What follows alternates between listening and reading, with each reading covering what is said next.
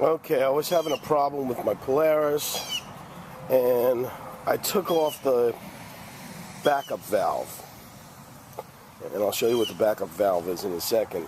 But I took that off, and now it seems to be running a lot better, a lot quicker. I'm going to compare this to the other video that I made where the problem was. So I just need to do a couple of adjustments probably on this, and it'll be okay. Question is, what does that valve do? I know it repositions everything, you know, it repositions the Polaris, but what's the point? I mean, this thing's running without the valve. Can it continue to do so without hurting anything? I don't want to mess up the booster pump or anything like that. So, is this hurting the Polaris by not having the valve? Can I run it this way for a while until I get a new valve? I still think there's some problems. I have a pressure relief valve ordered. I have a new one ordered just in case that one's, you know, not working. So yeah, it seems to be the wheels are touching the ground. You know, every once in a while it'll get kind of stuck somewhere, but that's because it's not getting turned around from the backup valve, I'm sure. So.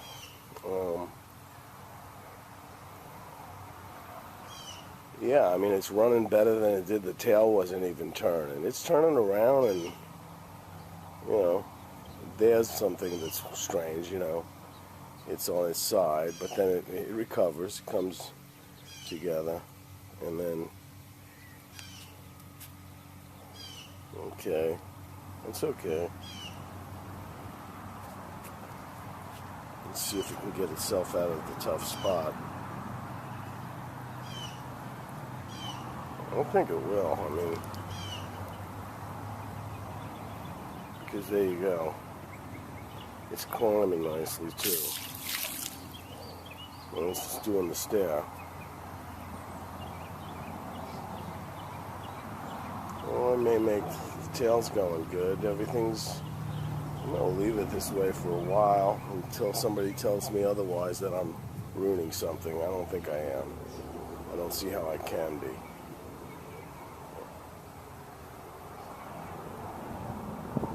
So there you have it. The backup valve was definitely part of the issue. This Polaris used to go a lot faster back in the day, but I remember. It's still not up to par of how fast it used to go. It's just something's lacking. I mean, maybe it's the back wheel that has these, you know, the teeth of getting worn. But it's all wheels turn, and when you turn them by hand, they turn perfectly. So I don't think it's that badly worn. Otherwise, it wouldn't turn. So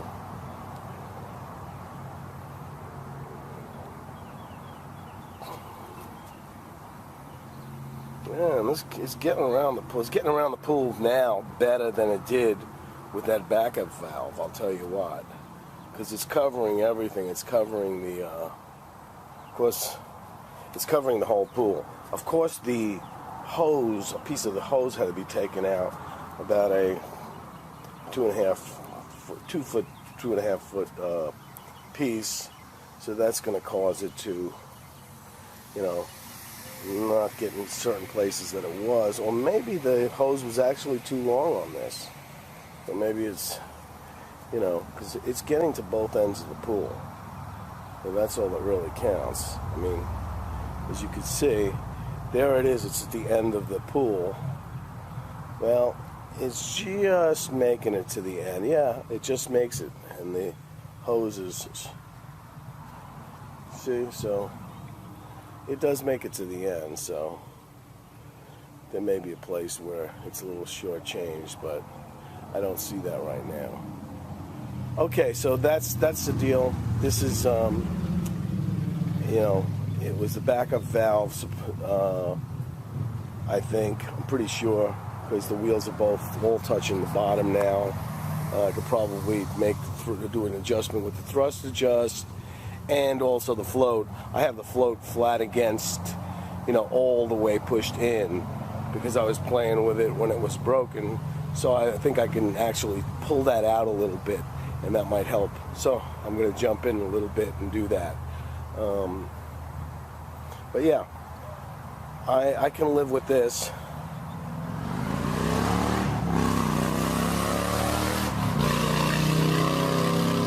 Yeah, the front wheel sometimes is a little, no, not really. I mean, it still kind of floats, but it's supposed to float somewhat. So here's the part. Let me get to the part where the actual, okay, this is the backup valve. Okay, very, I tried to open it, see if there was something stuck in it, or if I could, you know, look and see how it works. And, you know, obviously this from chlorine and stuff is really, it's solidified into like one piece, it seems like. But there is a thread on there, and I think this piece unscrews the top piece. So I should be able to do that. Here's the amount of hose that I'm losing. That's 2 feet. That's really nothing. Probably all of 2.5 feet with the actual valve. So I'm not worried about that. I'm just worried about the Polaris running good, and it's doing so. So there you go. There you have it. That's the backup valve, and I think that was a big part of the problem. Okay, thanks.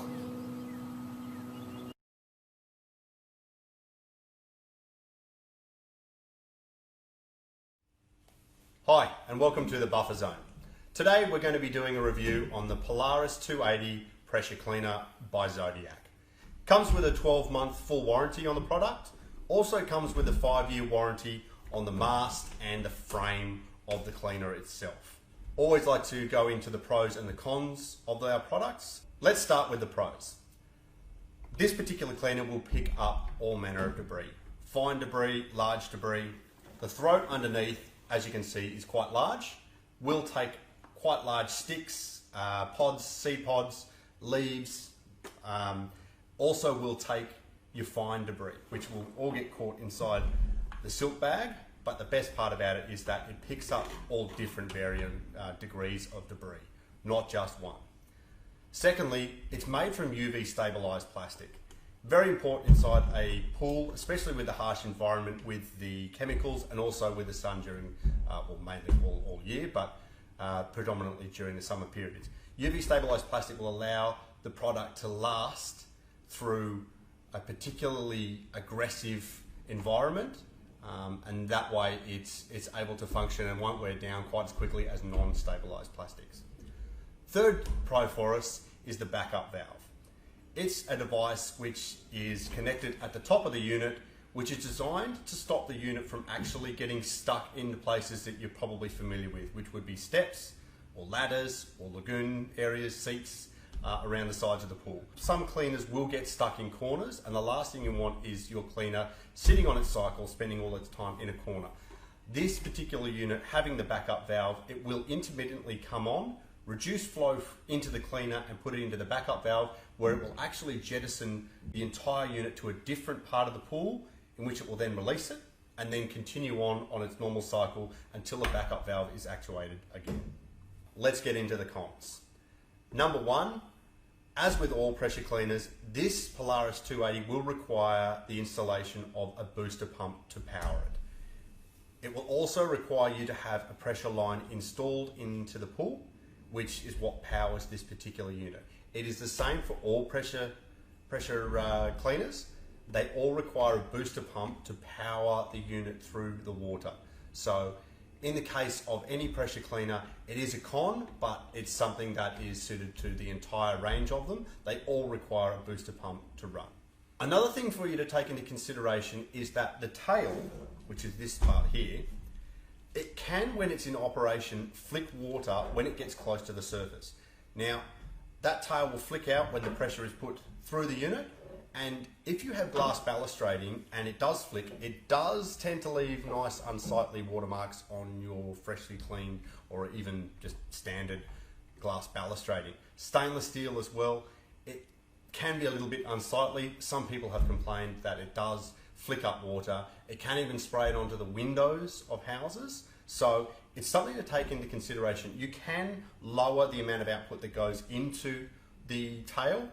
And also Zodiac and Polaris have provided an additional component that you can purchase, which is a TailSweep Pro. And it's designed to sit on the end of this unit where the tail scrubber is, and it will actually weight it down and also diffuse the water that's coming out, so that whilst it will still have the action of running around and scrubbing the interior of the pool and even up the wall, it will not fly and throw water everywhere when it spins back around. Let's have a look at what's inside the box. Obviously, you'll get the head unit, which is the Polaris 280 itself. Comes with the silk bag, which clips into position as so. Also comes with the pressure hose, which is designed for an average size swimming pool, residential, and will need to be cut according to instructions for it to function correctly. Now, this is the universal wall fitting, which will be on the pressure pipe which comes out from the side of your pool. That fitting will go into that pipe. The inline strainer is this device here, designed to pick up particle matter that may come through that pressure line, which is designed to pick that up so it doesn't go through to the head unit. Now, this is the backup valve, which, as we mentioned earlier, which is designed to pick up the unit periodically and move it to different areas inside of the pool so it doesn't get stuck. With the hose, you get a succession of different floats designed to keep the hose floating on the surface so that it doesn't tangle. And also you will receive a number of restricting discs, which are designed to go inside of the universal wall fitting to properly regulate the pressure so that you don't have too much or not enough pressure running through to the cleaner for it to function. Regularly, we will come across Polaris 280s which have been in our customers' pools for quite some time. To give you a good example, this particular unit on the left has come out of a pool and is close to 15 years old. Now, principally, the design is very much identical. There have been a few changes to the overall design across that time. One of the simple ones is the twist lid, which is designed to take the bag off quite easily, clips back into position. The old one had the bi-pin, which was designed to clip into position. Not too much of a change, but a change nonetheless. Now, with these particular models, as you can see, the throat is very much the same size as it used to be, picks up lots of different debris. When you aren't changing the overall design and it stays the same for approximately 15 years, it kind of tells you that they've got the design right and it works. If you're not changing it, it's probably because it works. A couple of additions that can be made to your Polaris 280 is the purchase of a TailSweep Pro. As I mentioned earlier, one of the issues that does come up with these cleaners is when the tail does sweep in its action and will flick water onto your glass balustrading, windows, or externally of the pool, especially in a technician's face, which we've all had at one point in time. Now, this particular device is designed to sit in place on the tail here, and it actually mitigates that spray. It'll diffuse it and it will just push it out to the sides, but it won't stop the action of the tail, so it will still move and flick inside the pool to move and agitate on the surface and on the bottom of the pool. Another piece of equipment which is often supplied, especially during the installation of a Polaris 280 on a tile surface, is the Positrax tyre. Now, they come with little suckers that are embedded all the way across the tyre surface, and they're designed to fit in place of the current normal rubber tyres that are here, but you will end up with them allowing to grip on that surface because they can start to spin if they don't have the Positrax. But if you are having a Polaris 280 installed on your tiled pool and a technician has suggested this particular product for you, then he will include that in the package because they do come as either an additional item to purchase or you can purchase them outright to begin with in a tiled format. So in summary, we're basically looking at a cleaner that works on pretty much every surface. And along with that, it has excellent coverage.